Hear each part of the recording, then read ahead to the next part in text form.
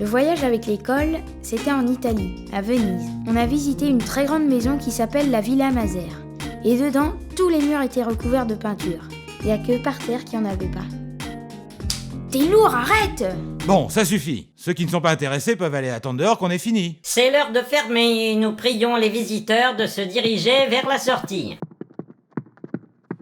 À force de faire semblant de m'intéresser, j'ai fini par voir de drôles de choses dans les peintures.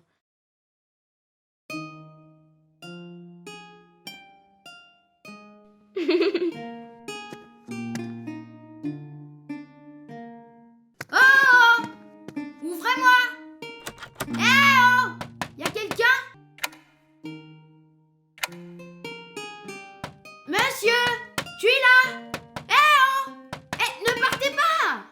Je me suis retrouvée tout seul. On m'avait oublié dans le musée.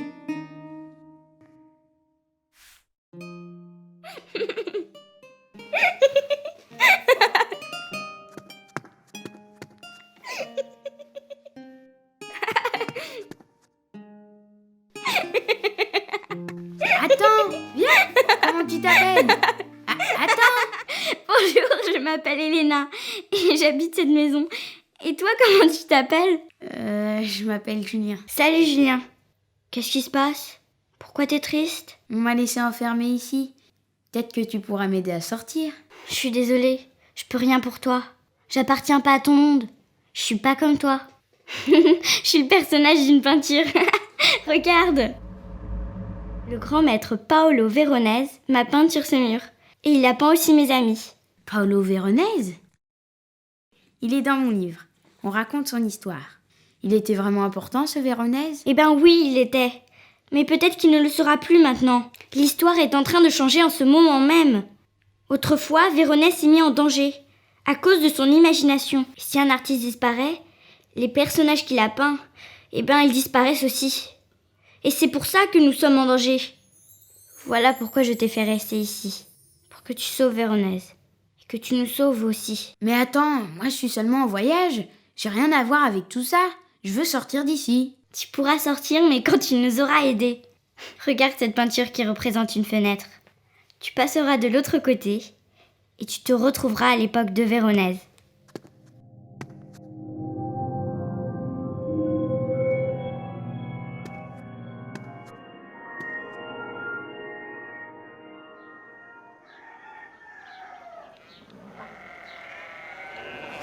Bonjour messieurs.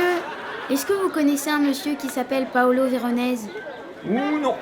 Mais tu vois le petit type assis au bout de la table. Lui, il vient de Venise et je pense bien qu'il doit savoir quelque chose. D'où est-ce qu'il sort donc toutes ces bouteilles? Il doit être riche. Bon, c'est là on me l'a raconté hier, alors écoutez bien. Pourquoi il faut 5 paysans pour enfoncer un clou dans un mur? Eh ben, il y a un paysan qui tient le clou, et les 4 autres, eh ben, ils posent le mur. Ils posent le mur. Le lendemain, à Venise... Oh, Arlequin! Heureusement que tu es là. Il paraît que le peintre et ses apprentis se sont arrêtés de travailler car ils n'ont pas reçu tout ce qu'ils ont commandé. Arlequin est là! Mais il n'y a pas tout ce que le maître avait mis dans la liste. Où est le vin? Ben, j'ai pas eu encore le temps de l'acheter. Comment voulez-vous que le maître représente le miracle des noces de Cana sans le vin? C'est impossible. Les noces de Cana? Oui, c'est un épisode des évangiles qui raconte le miracle que le Christ a fait dans une fête de mariage. Le vin était fini et le maître de maison ne savait plus quoi faire.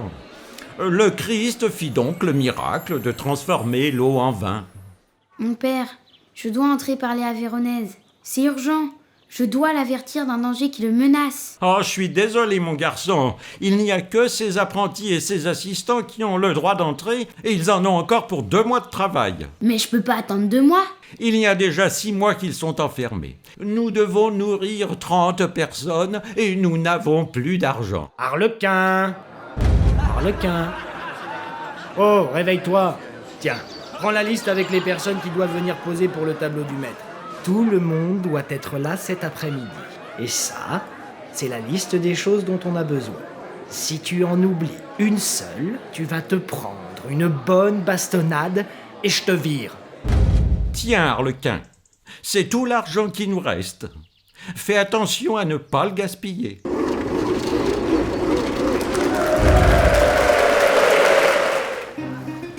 En accompagnant Arlequin dans sa mission, je découvrais Venise en gondole.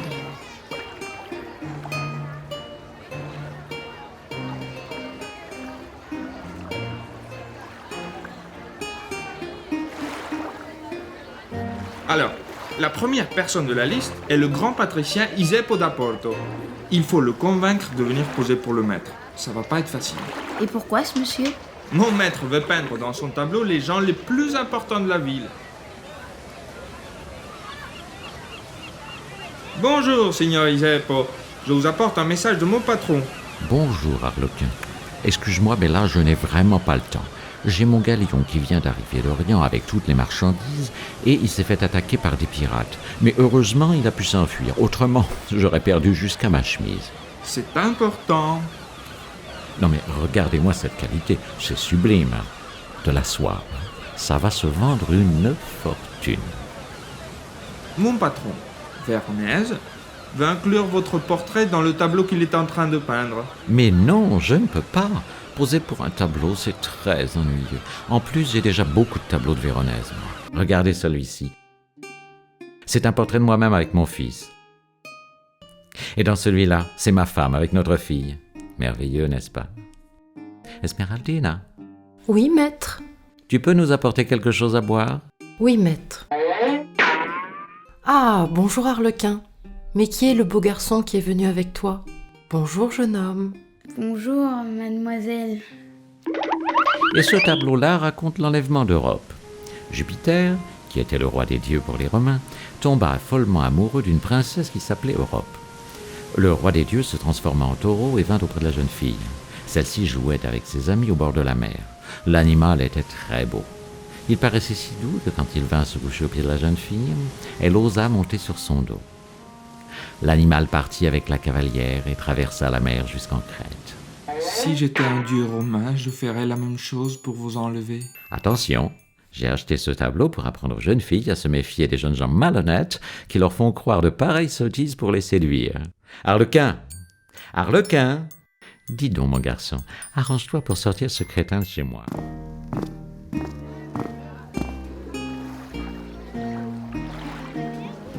Personne ne voudra venir. Les gens à Venise sont trop occupés par leurs affaires et leur commerce. Mais pourquoi les gens ils sont habillés comme ça? C'est parce que l'époque du carnaval s'approche. Les gens se déguisent, ils font plein de fêtes. Attends, ils font des grandes fêtes, les Vénitiens. Les Vénitiens adorent les fêtes. Et alors? J'ai un plan parfait. Regarde, tu vas voir. Bonjour, signor Grimani. Bonjour, Arlequin, que veux-tu? Mon patron, le signor Veronese, fait une grande fête aujourd'hui. Il vous attend au couvent San Giorgio Maggiore. Une fête? Oh, une fête! Béatrice, chérie, on est invité à une fête que donne Véronèse ce soir. Une fête? Oh, mais comment je vais m'habiller? Laura, il y a une immense fête ce soir. Une fête? Oh mon Dieu! Alessandra, t'es au courant pour ce soir? Il paraît qu'il y a une fête immense.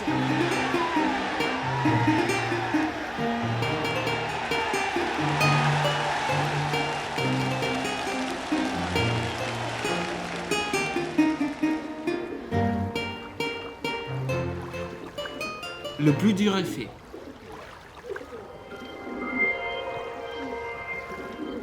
Hé, regarde! Le portrait de Véronèse est en train de s'effacer de mon livre. C'est bizarre, c'est pas normal. Ça veut dire qu'il va lui arriver quelque chose.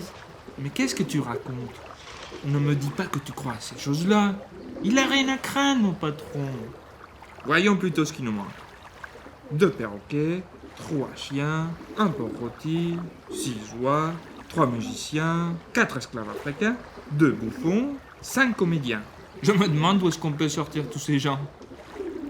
Oh, Julien! Mais où vas-tu?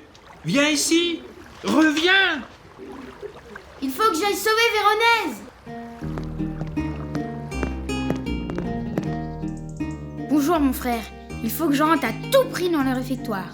Mais c'est interdit. De toute façon, la porte est fermée à clé. Il doit quand même y avoir un moyen d'entrer. Bonjour mon père. Par Saint-Safran, où est-ce que tu vas avec tout ce cirque? Eh ben, j'amène le personnage que Véronèse m'a demandé pour son tableau. Comment? Et encore, vous n'avez pas tout vu? Mais tu peux pas nous faire ça. Attends. Il fallait que je découvre ce qui se passait à l'intérieur du réfectoire. Pourquoi Véronèse s'était-il enfermé?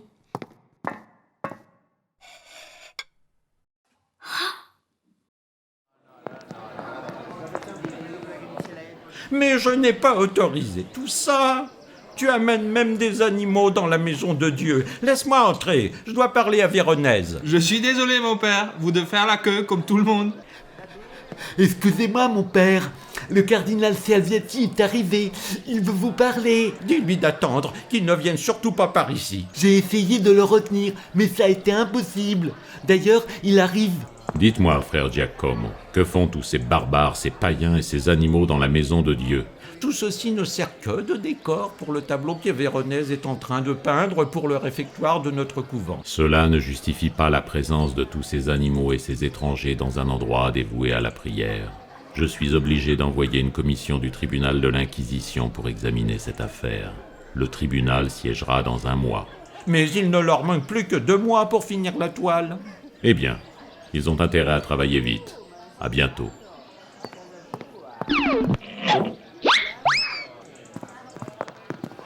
Soyez les bienvenus à cette soirée. Amusez-vous bien. Excusez-moi, monsieur. Avez-vous vu Véronèse? Oui, il doit être au fond, à côté des musiciens. Qui êtes-vous? Je m'appelle Izmir Antalya, Ali Abdallah. Je suis le fils du grand vizir de Turquie. Impossible. En plus, Venise est en guerre contre les Ottomans en ce moment. Ah bon? Voilà quelqu'un qui veut profiter d'une fête sans y être invité. Tu t'es fait mal? Oui, et j'ai pas encore parlé à Véronèse. J'ai un plan, et j'ai besoin d'un peu d'aide. Fais attention!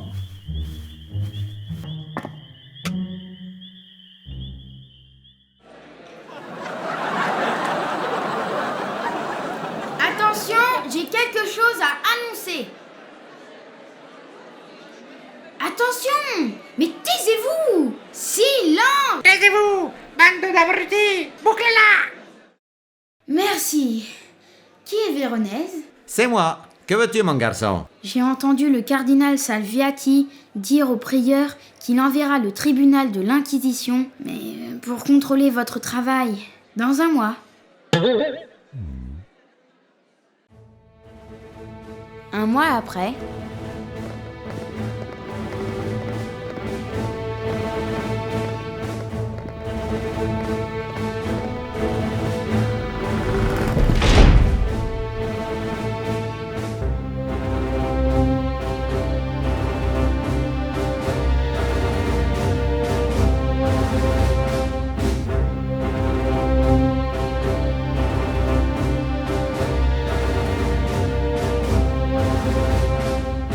Monsieur Paolo Cagliari, appelé le Véronèse, de la Guilde des peintres de Venise, vous êtes convoqué à comparaître devant le tribunal de l'Inquisition. Avec vos tableaux, vous offensez gravement les fondements de la foi et ceux de la Sainte Église. Véronèse se trouva donc au tribunal. Nous étions tous présents ce jour-là. Dans les tableaux où vous avez évoqué les épisodes du Nouveau Testament, vous avez osé peindre, à côté de notre Seigneur Jésus-Christ, des êtres impies, des animaux, des bouffons et même des ennemis de notre foi. Ce qui avait vraiment mis en colère l'Inquisition, c'est qu'il y avait encore un tableau dans lequel Véronèse avait peint des choses bizarres. Êtes-vous l'auteur de ce tableau? Oui, monseigneur. Comment s'appelle-t-il? La dernière scène. Que signifie pour vous, monsieur, la dernière scène? C'est l'épisode de l'Évangile qui raconte le dernier repas du Christ avec ses 12 disciples avant sa crucifixion. Alors pourquoi avez-vous représenté des clowns, des ivrognes, des barbares nordiques, des nains et d'autres sottises dans un épisode sacré? Monsieur Cagliari, acceptez-vous d'effacer ces représentations impies et ridicules de votre tableau? Non, mon père. Je ne consentirai pas à changer mes tableaux parce que nous, les peintres, comme les poètes ou comme les fous, nous avons la liberté d'exprimer par notre art ce qui nous paraît approprié. Et comment? Savez-vous les risques que vous prenez en vous opposant à ce tribunal? Oui, mon père. Il est perdu. Il va se faire massacrer. On va le torturer. Mais ils vont le brûler. Mais il faut qu'il efface toutes ces choses du tableau. Mais dans mon livre, ce tableau ne s'appelle pas La dernière scène. Il s'appelle Le repas chez Lévi. Mais qui c'est ce Lévi? Je ne le connais pas, ce monsieur. Peu importe. Écoute, il suffit qu'il change le titre du tableau. Juste le titre. Crois-moi. Comme ça, il sera sauvé. Il s'agira plus de la dernière scène, mais d'une autre fête qui n'est pas sacrée. Regarde, je vais lui écrire sur ce papier. Mais comment on va arriver jusqu'au banc de l'accusé? On n'a même pas le droit de se lever dans ce tribunal. Le tribunal a décidé qu'il est indispensable de vous ramener sur le bon chemin. Et pour cela, la Sainte Inquisition dispose de nombreux moyens. Certains peuvent être assez douloureux. Au regard de votre désobéissance, vous êtes désormais prisonnier de la Sainte Inquisition. Monsieur Paolo Cagliari, vous êtes condamné à... Attendez, je vous dis que je ne changerai pas ce que j'ai peint dans ce tableau. Mais je ne vous ai pas dit que je n'en changerai pas le titre. Le tableau que vous voyez ne s'appellera plus La dernière scène. Alors, comment pensez-vous l'appeler, votre tableau? Qu'est-ce que c'est que cette ruse? Il n'est pas question qu'on le laisse s'en sortir en changeant le nom du tableau. Si on le laisse libre, il va ridiculiser toute l'église. Si vous le condamnez, Venise risque de perdre un grand peintre. Un grand peintre peut-être, mais un peintre impie. Mais si vous réussissez à ce qu'il retourne sur la bonne voie, il pourra contribuer avec ses tableaux à l'enseignement des saintes écritures, surtout auprès des gens qui ne savent pas lire. Vous avez peut-être raison. J'ai trouvé. La toile s'appellera Les repas chez Lévi. Blasphème! Au bûcher! Au bûcher! Le tribunal accepte la solution proposée par l'accusé. Cependant, celui-ci sera obligé de renoncer désormais à la pratique impie de représenter des personnages profanes ou païens dans les tableaux qui lui seront commandés par l'Église. L'accusé est libre. Pour la libération de Véronèse, nous avons été invités à un banquet dans le jardin d'une somptueuse villa, près de Venise.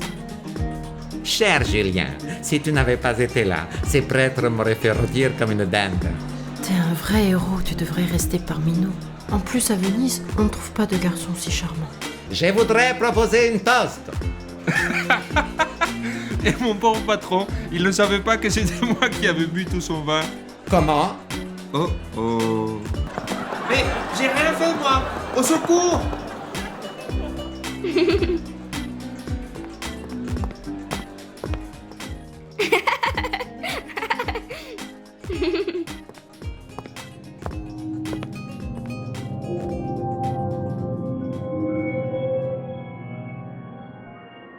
Julien, où es-tu? Viens, on te demande dans le jardin. On va faire la fête, on va trinquer.